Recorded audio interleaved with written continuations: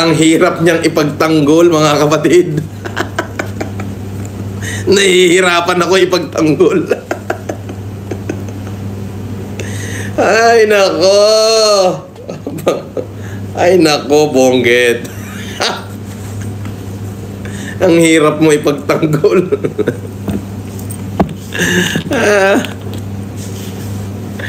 Isko. If I will remember my life, since 2007, inikot ko buong Pilipinas para mag-humanitarian, magbigay ng libreng salamin, libreng check-up, libreng wheelchair. Buong Pilipinas. Naaalala ko pa noon, 2013, bumaha sa Pasay. Kaming dalawa ng tiyaheng ko, at saka yung mga anak niya, si Fortuna, Barba, at saka si Chito, si Dino, si Segundo, si RJ. Namigay kami ng bigas sa Pasay nung tinamaan ng monsoon ng Pasay. Ibig sabihin, ang habang panahon, wala akong ginawa sa buhay ko kundi mag-humanitarian, bit-bit ang pangalang Marcos. Ngayon, nahihirapan ako ipagtanggol ka. Grabe. Di ba? Parang ang hirap ipagtanggol, no? Parang nahihirapan lang ako. Bro, mo yun? Diyos ko. Baka naman yung mga nagre-report sa'yo, Mr. President, hindi ka binibigyan ng tunay na report.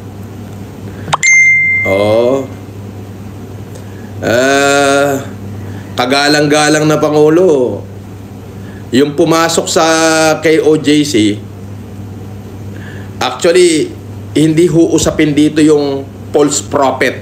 Sabihin na natin na si Kibuloy ay false prophet. Yes. Hindi yun ang usapin eh.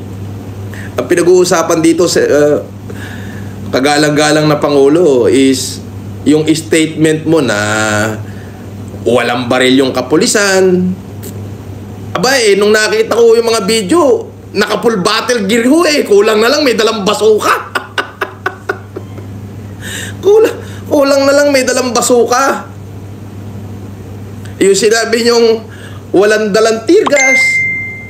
Aba, ay ano ho yung usok na napakakapal at talagang sumisirit. Yun ba ho ay ulap o pugs?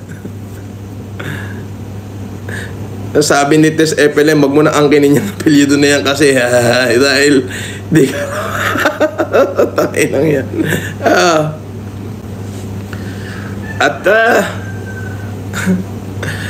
Oo, parang nahihirapan akong ipagtanggol ka eh.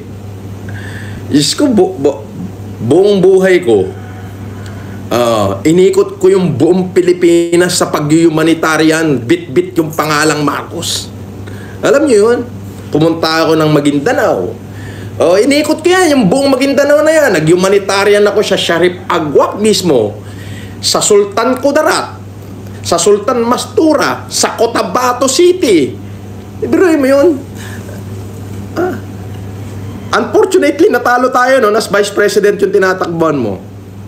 Nagpunta ako ng Lambayong, nagpunta ako ng Tacorong, nagpunta ako ng Lake Cebu, South Cotabato. Diyos ko, alam mo yun? Halos lahat ng bayan sa Mindanao, inikot ko. Para ano? Para mag-humanitarian, bit-bit ang pangalang Marcos. Kinausap ko yung mga MILF. Nakausap ko si Commander Gordon. Kasama ko yung mga doktor ko. Bit-bit ang pangalang Marcos.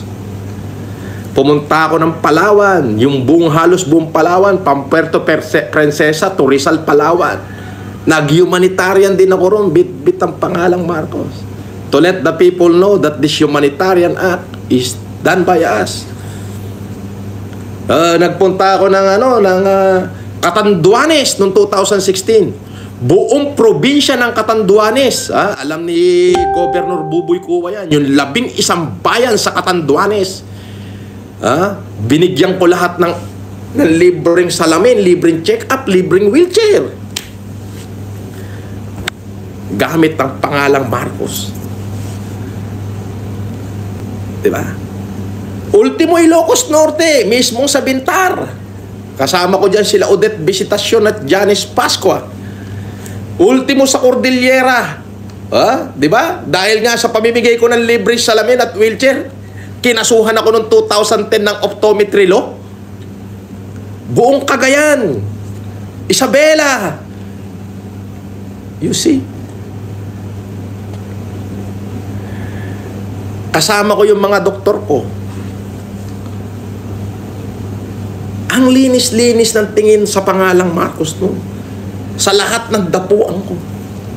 Kahit sabihin yung hindi ko dala yung pangalan nyo, kayo ang nagbe-benefit niyan. Nung COVID, isinugal ko yung buhay ko. Di ba? Ultimo Pasay, nung tinamaan ng monsoon yung Pasay, nung 2013, kasama ko si Auntie Baby. Namigay kami ng bigas, naka-record sa lahat ng dyaryo yan, sa Manila Bulletin, sa Philippine Star, sa Tribune, lahat. Andun pa si Chito, si Dino, si Segundo, si RJ. Malakas pa nun yung tsahe natin, si Fortuna.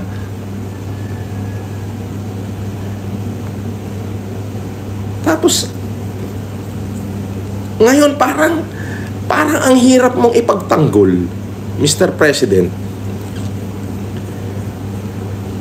Ako'y naniniwala na iba ang report, ang nire-report sa'yo, maaari, dahil sa sobrang busy mo at masyadong malaki ang Pilipinas, ay hindi mo na nakikita yung mga actual footage ng mga pangyayari. Bagkus, umaasa ka na lang sa nire-report sa'yo. Diba? Umaasa ka na lang sa nire-report sa'yo. So ngayon, kung ano yung report sa'yo, nagkakamali. Baka pwede, Mr. President, tignan mong mabuti yung mga taong nagre-report sa'yo at tignan mong mabuti yung report. Para hindi kami nahihirapang ipagtanggol ka. Ang hirap mo ipagtanggol ngayon eh.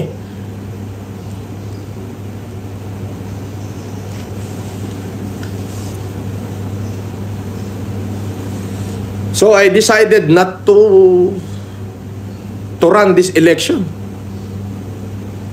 No? Hindi na ako tatakbo. Parang nanghihinayang lang ako na lahat ng sakripisyo na ginawa ko ay parang nawalan ng saysay. Kasi ang pangit-pangit ang tingin ng tao ngayon. So, you know yung reason bakit sa inyo, mga kapatid ko, mga FLM supporter, hindi na lang ako tatakbo for you to decide na lang kung sino iboboto nyo. Sana, piliin nyo ho yung alam nyong matinong leader.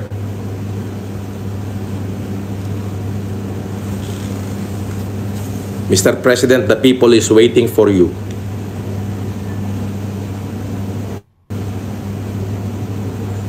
Ayun lang parang yung sa akin, parang nahihirapan lang akong magtanggol ngayon.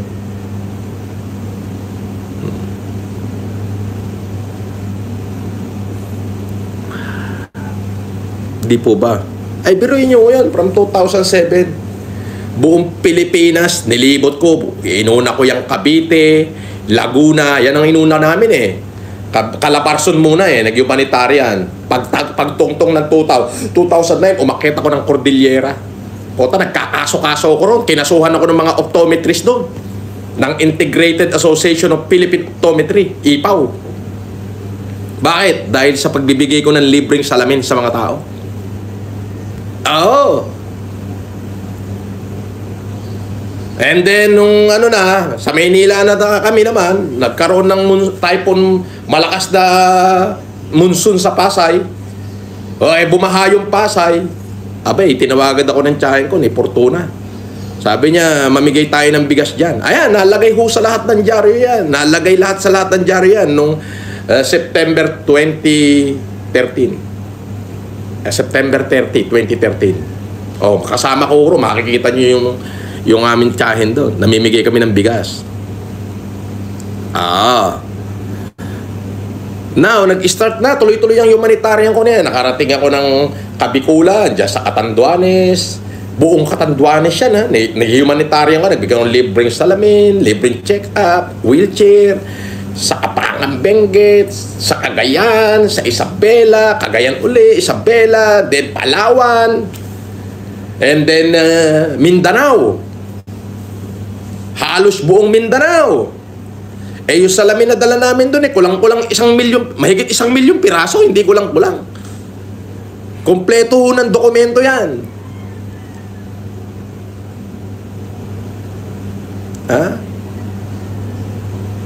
Why? Para malaman ng tao that there is the Marcos is really for humanity. Pumutok ang COVID noong 2020. Sinakripisyo ko lahat ng kayamanan ko. Anong bit-bit kong pangalan? Marcos.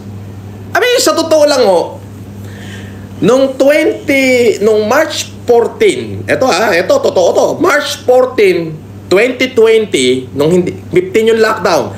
March 14, 2020, pababa ng 2019. Walang ibang pinag-uusapan nun kundi si Yorme, si Isko. Diyos ko, alam natin lahat na ang pangalan ni Yorme noon talaga naman boom! Yun na yun. Walang ibang usapin kundi Yorme.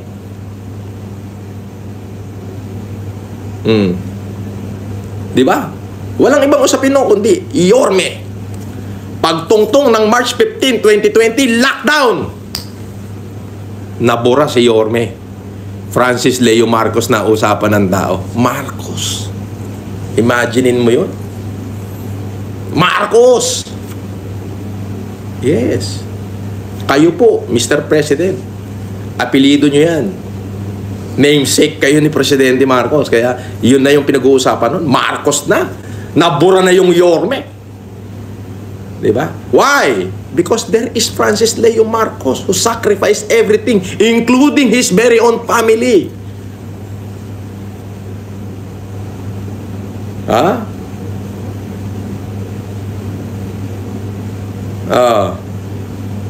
Diba? Including his very own, including my own wife, sinakripisyo ko.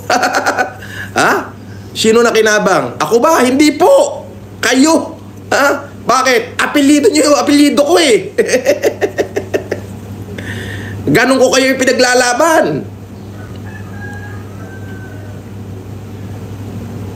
Na sana makuha natin yung country of greatness.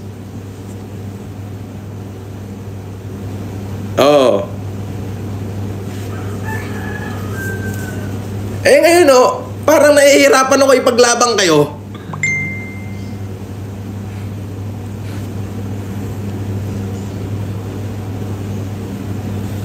Lahat ng lumapit sa akin, wala naman akong hinindihan.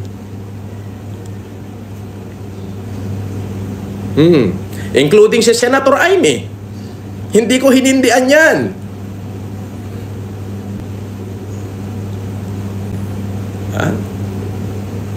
Tapos nung nakulong ako dahil sa pagtulong ko, parang napakasama ko. Di ho ba? Parang napakasama ako. Nung nakulong ako, parang ako na yung pinakamasamang tao sa balat ng Pilipinas. Hindi po ako nanunumbat. Nagkukwento lang ako na kung bakit ngayon parang nahihirapan akong ipagtanggol ka.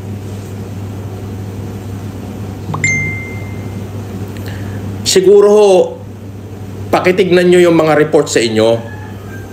Dapat merong second opinion na tama ba itong nireport sa'yo? Kasi nagmumukha po kayong nakakahiya sa mata ng publiko dahil iba ho yung kaganapan sa binibigkas nyo, Mr. President.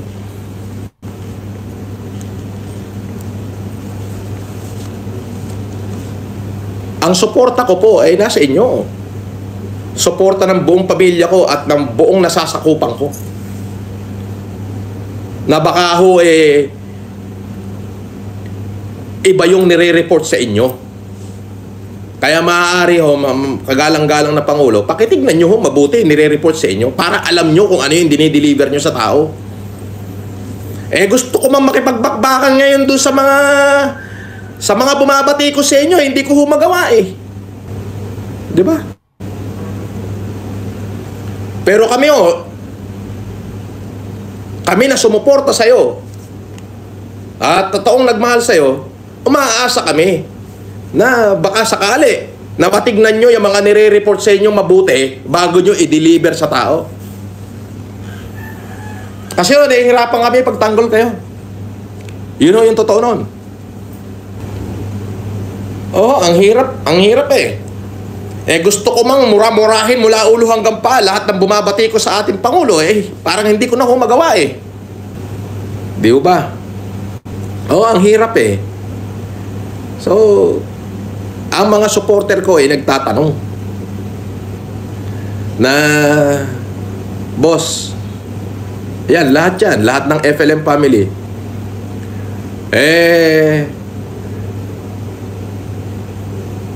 hindi po kami nagwi-withdraw ng suporta sa inyo. Sinusuportahan ho namin kayo kasi binoto namin kayo. Kaya lang ho, baka itong aking salita na to makarating sa inyo na tignan nyo hong mabuti yung nire-report sa inyo ng kapulisan bago nyo ho i-deliver sa taong bayan. Maging maingat ho sana. Kayo naman na nagbibigay ng report sa presidente, maging maingat ho. Bakit? Ang hirap kong ipagtanggol ngayon Napakahirap po Hindi, sinasabi ko lang nagkukwento lang ako ng aking mga ginawa sa buhay na parang noong panahon noon nung ang daling ipagtanggol ng apelidong Marcos. Ngayon parang nahihirapan ako ipagtanggol Pero Mr. President, hindi ho kami nagwi-withdraw ng support. Ang buong FLM family, including yung mga organization na affiliate po sa akin, ay buo pa rin ang tiwala sa inyo. Yun nga lang ho, sana bago kayo mag-deliver ng salita sa tao, tignan nyo hong mabuti yung ni-report sa inyo at sa totoong kaganapan. Humanap ho kayo ng another second opinion na tama ba itong nire-report nila sa iyo. Kasi mali Mali po Kasi naniniwala po ako na yung mga member ho ni Kibuloy, yung mga member ho ng KOJC, ay wala naman hong kinalaman yun doon sa kanilang propeta. Kung sa tingin ninyong lahat, false prophet si Kibuloy, sabihin na natin, yes, totoo. Yung bang kanyang mga taga-suporta ay false na tao rin? Hindi ho, Pilipino rin ho sila. Dapat we treat them with dignity.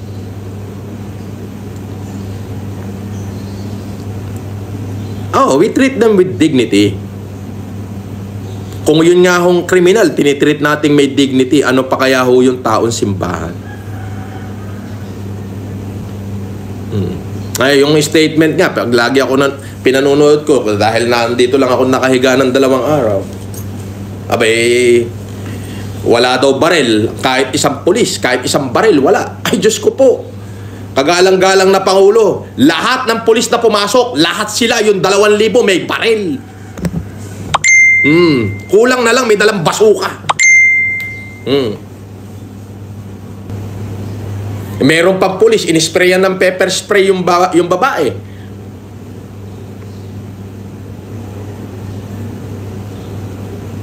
Hindi ko wini-withdraw yung pagtatanggol ko sa inyo. Ginawa ko na yan sa napakahabang panahon. Because they asked me to do so. Kaya lang, nahihirapan lang ho ako ipagtanggol kayo ngayon. Yung bumabati ko sa inyo, gusto ko mang upakan ng upakan, hindi ko magawa